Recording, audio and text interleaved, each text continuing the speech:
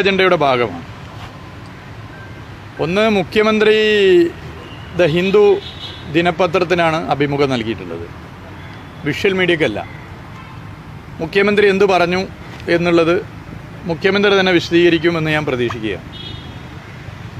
ഇനിയിപ്പോൾ ഹിന്ദുവിൽ അച്ചടിച്ച് വന്ന കാര്യങ്ങൾ എടുത്ത് പരിശോധിച്ചാലും ഒരു തരത്തിലും ഏതെങ്കിലും ഒരു പ്രദേശത്തിനെ മോശമാക്കുന്ന ഒരു നിലപാട് കൈക്കൊണ്ടിട്ടില്ല. നമുക്ക് വളരെ വ്യക്തമായി കാര്യങ്ങൾ മനസ്സിലാക്കാൻ വേണ്ടി പറ്റും. ഇതൊരു പൊളിറ്റിക്കൽ അജണ്ടയുടെ ഭാഗമാണ്. ഈ പൊളിറ്റിക്കൽ അജണ്ട കേരളത്തിൽ കഴിഞ്ഞ 8 വർഷമായി പ്രതിപക്ഷത്തിരിക്കുന്ന UDF-ന് വേണ്ടിയാണ്. നമുക്കറിയാം, കേരളത്തിൻ്റെ മുഖ്യമന്ത്രി ആയാലും LDF ആയാലും LDF ഭരിച്ച സർക്കാരുകളായാലും മലപ്പുറം ജില്ലയുടെ വികസനത്തിന് വലിയ നിലയിൽ ഇടപെടൽ നടത്തിയിട്ടുണ്ട്. ഇപ്പോൾ മലപ്പുറം ജില്ല എടുത്തു കഴിഞ്ഞാൽ 2016 മുതൽ എടുത്ത് പരിശോധിച്ചാൽ, ഇപ്പോൾ പശ്ചാത്തല വികസന മേഖല എടുത്ത് പരിശോധിച്ചാൽ മലയോര ഹൈവേ നല്ല നിലയിൽ അതിൻ്റെ പ്രവൃത്തി മുന്നോട്ട് പോകുന്നു. തീരദേശ ഹൈവേ കേരളത്തിലെ ഏതൊരു ജില്ലക്കും മാതൃകയാവാവുന്ന നിലയിൽ ചിലയിടങ്ങൾ പൂർത്തീകരിച്ച് അതിൻ്റെ പ്രവർത്തനം മുന്നോട്ട് പോയി. NH-66 പ്രവൃത്തി ഏറ്റവും വേഗത്തിൽ നടക്കുന്നത് മലപ്പുറം ജില്ലയിലാണ്. അതിൽ സംസ്ഥാന സർക്കാർ നല്ല ഫണ്ട് അതിൻ്റെ ഭൂമി ഏറ്റെടുക്കലിനും മറ്റുമായിട്ട് ഏറ്റെടുത്തു. എന്തോ ഒരു സാധനം വീഴുന്നുണ്ട് കേട്ടോ. കട്ട് ചെയ്യുന്നു ഇതിൻ്റെ ഇരക്കിൽ മറന്നു വേണ്ട. അപ്പോൾ ആ നിലയിൽ ചെയ്യുന്നു. പിന്നെ ഓരോ വകുപ്പും എടുത്ത് പരിശോധിച്ചാൽ ഈ 8 വർഷം ഒട്ടേറെ കാര്യങ്ങൾ മലപ്പുറം ജില്ലയ്ക്ക് വേണ്ടി ചെയ്തിട്ടുണ്ട്. ഇനി രാഷ്ട്രീയ നിലപാടെടുത്ത് പരിശോധിച്ചാൽ നമുക്ക് കാണാം, കേരളത്തിൻ്റെ മുഖ്യമന്ത്രി എടുത്ത് പരിശോധിച്ചാൽ കേരളത്തിൻ്റെ മുഖ്യമന്ത്രി ഒരു പൊളിറ്റിക്കൽ അജണ്ടയുടെ ഭാഗമായി കേരളത്തിലെ മഹാഭൂരിപക്ഷം വരുന്ന BJP വിരുദ്ധ മനസ്സുകളിൽ BJPയോട് താല്പര്യമുള്ള ഒരാളായി ചിത്രീകരിക്കാനുള്ള ശ്രമമാണ് നടത്തുന്നത്. കേരളത്തിലെ ഭൂരിപക്ഷം വരുന്ന BJP വിരുദ്ധ മനസ്സുകളിൽ മുഖ്യമന്ത്രി വിശ്വാസമാണ്. BJPക്കെതിരെ ശക്തമായ നിലപാട് മുഖ്യമന്ത്രി സ്വീകരിക്കും എന്ന് BJP വിരുദ്ധ മനസ്സുകളിൽ കേരളത്തിലെ മഹാഭൂരിപക്ഷം വരുന്ന ജനങ്ങളിലും മനസ്സിലൊരു പോസ്റ്റർ ഒട്ടിച്ചതുപോലെ പതിഞ്ഞതാണ്. അപ്പം അതിനെ പൊളിക്കണം എന്നുള്ളതാണ് പ്രശ്നം. ഇന്ത്യയിൽ തലക്ക് RSS വെട്ടി ഇനാം പ്രഖ്യാപിച്ച ഏക മുഖ്യമന്ത്രി സഖാവ് പിണറായി വിജയനാണ്. ഇതെല്ലാവർക്കും അറിയുന്ന കാര്യമാണ്. അപ്പോൾ ഇതിനെ പൊളിച്ചാൽ മാത്രമേ ഇനി അധികാരത്തിലെത്താൻ പറ്റൂ. ഇനിയും അധികാരത്തിലെത്തിയിട്ടില്ലെങ്കിൽ സംഗതി പോക്കാണ്. വെട്ടിപ്പും തട്ടിപ്പും നടത്തി മുന്നോട്ട് പോകാതെ UDF-ന് ഒരടി മുന്നോട്ട് പോകാൻ വേണ്ടി പറ്റില്ല. അതിൻ്റെ ഭാഗമായിട്ടുള്ളൊരു നിലപാടാണ് ഇതിൽ UDF സ്വീകരിക്കുന്നത്. എന്നാൽ ഇതിൽ UDF-ന് എല്ലാ സൗകര്യം ചെയ്തു കൊടുക്കുന്നത് കേരളത്തിൽ ന്യൂനപക്ഷ വർഗീയത ഇനിയും ശക്തിപ്പെടണമെന്ന് ആഗ്രഹിക്കുന്ന ജമാഅത്ത് ഇസ്ലാമിയാണ്. UDF-ൻ്റെ സ്ലീപ്പിംഗ് പാർട്ട്ണറായിട്ടാണ് ഇപ്പോൾ ജമാഅത്ത് ഇസ്ലാമി പ്രവർത്തിച്ചുകൊണ്ടിരിക്കുന്നത്.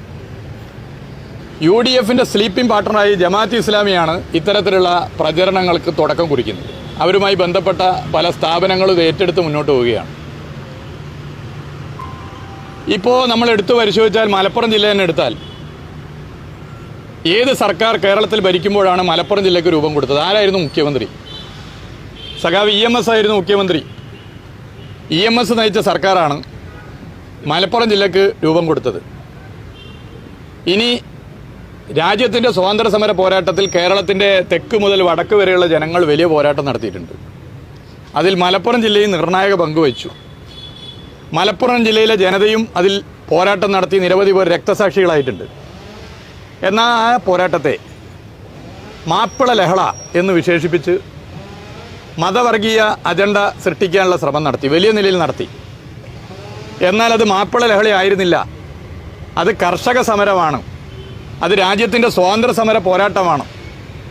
അതുകൊണ്ട് തന്നെ രാജ്യത്തിൻ്റെ സ്വാതന്ത്ര്യ സമര പോരാട്ടമെന്ന് കണക്കാക്കി അതിൽ പങ്കുകൊണ്ടവർക്ക് പെൻഷൻ നൽകണം എന്ന തീരുമാനം കൈക്കൊണ്ട കടലാസിൽ ഒപ്പുവെച്ച മുഖ്യമന്ത്രിയുടെ പേരും സഖാവ് EMS ആണ്. കേരളത്തിലെ ഇടതുപക്ഷ ഗവൺമെൻറ്റാണ്. അവിടെ നിന്ന് അങ്ങോട്ട് ഓരോന്നും ഞാൻ പറയുന്നില്ല, ഓരോന്നെടുത്ത് പരിശോധിച്ചാലും നമുക്ക് കാണാവുന്ന കാര്യമാണ്. എന്നാൽ ഇതൊക്കെ മറച്ചു വെച്ച് BJP കേരളത്തിലെ മനസ്സുകളിൽ മുഖ്യമന്ത്രിയുടെയും ഇടതുപക്ഷത്തിൻ്റെയും വിശ്വാസ്യത തകർക്കുക, അതിലൂടെ UDF-ന് അധികാരത്തിലെത്തിക്കുക എന്നുള്ള ലക്ഷ്യത്തിൻ്റെ ഭാഗമായി UDF, ജമാഅത്ത് ഇസ്ലാമി, കനകോലു കേന്ദ്രങ്ങൾ ആലോചിക്കുന്നതാണ് ഇത്തരം കാര്യങ്ങൾ.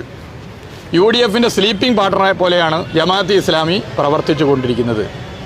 ഇവിടെ കേരളത്തിൽ ഇപ്പോൾ വർഗീയ കലാപമില്ല, വർഗീയ ധ്രുവീകരണമില്ല.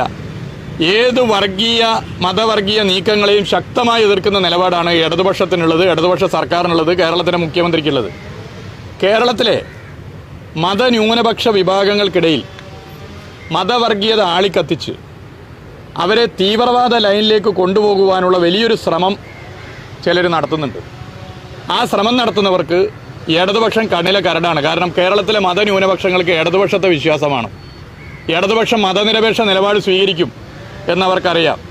അതിനെ പൊളിച്ചാൽ മാത്രമേ, കേരളത്തിൽ ഇടതുപക്ഷ സർക്കാർ ഇല്ലാതായാൽ മാത്രമേ മതവർഗീയ ധ്രുവീകരണം സൃഷ്ടിക്കാൻ സാധിക്കൂ എന്ന് അറിയുന്ന ശക്തികളാണ് ഇതിൽ ഒരു ഭാഗത്ത് പ്രവർത്തിക്കുന്നത്. ഇവരെയൊക്കെ പാലൂട്ടി വളർത്തുകയാണ് UDF ചെയ്യുന്നത്. അതിൻ്റെ ഭാഗമാണ് ഇപ്പോൾ ഉണ്ടായിട്ടുള്ള ഇൻ്റർവ്യൂ. അതിൽ മറ്റു കാര്യങ്ങൾ എന്താണെന്നുള്ളത് മുഖ്യമന്ത്രി തന്നെ പറയുമെന്നാണ് ഞാൻ പ്രതീക്ഷിക്കുന്നത്.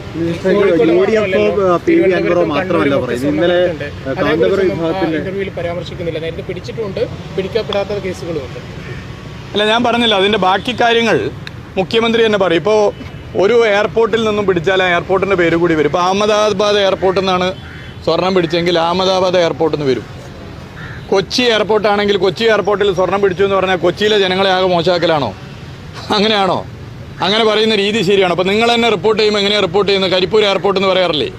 കൊച്ചി എയർപോർട്ട് എന്ന് പറയാറില്ലേ? അതുകൊണ്ട് അവിടുത്തെ ജനങ്ങളാകെ മോശമാണ്. ഇനി ഇത് കടത്തുന്ന ആളുകളൊക്കെ തന്നെ പല ഭാഗത്തുള്ളവരാണ്, പല ഭാഗത്തുമുള്ള ആളുകൾ ഇതിനകത്തുണ്ട്. പക്ഷേ ഇതിങ്ങനെ പ്രചരിപ്പിക്കുന്നതിൻ്റെ പിന്നിലുള്ള അജണ്ട ഒരു സംശയങ്ങൾക്ക് വേണ്ട. ഇത് ഞാനിപ്പറഞ്ഞ പൊളിറ്റിക്സാണ്. ഈ പൊളിറ്റിക്സാണ്. കേരളത്തിൽ LDF ഭരിക്കുന്ന കാലത്തോളം മതവർഗീയ അജണ്ടകൾ നടപ്പിലാക്കാനാകില്ല എന്നറിയുന്ന ശക്തികളാണ് ഈ നിലപാട് സ്വീകരിക്കുന്നത്.